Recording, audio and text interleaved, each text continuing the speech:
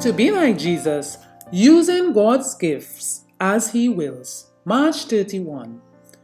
Do not be conformed to this world, but be transformed by the renewing of your mind, that you may prove what is that good and acceptable and perfect will of God. Romans 12:2. Many, instead of consecrating their means to God's service, look upon their money as their own and say that they have a right to use it as they please. Like the inhabitants of the Noahian world, they use God's gift in their own service. Even some who profess to know and love the Lord do this. God has revealed His own will to them. He has called upon them to surrender all that they have to Him, but the love of the world has perverted their will and hardened their hearts. They refuse to obey Him to whom they owe all that they have. Regardless of His call, they clasp their treasures in their arms, forgetting that the giver has any claim upon them. Thus, the blessings given by God are turned into a curse because a wrong use is made of them.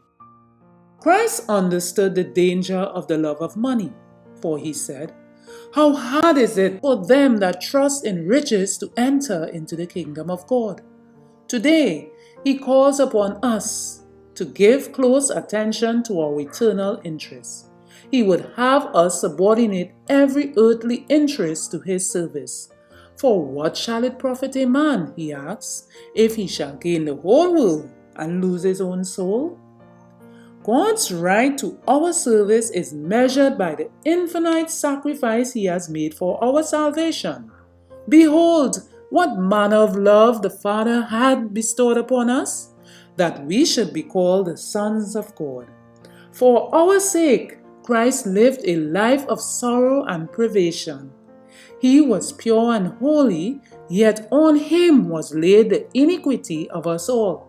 With a touch of His hand, He healed the sick, yet He suffered grievous bodily pain. He cast out demons with a word and delivered those bound by Satan's temptation.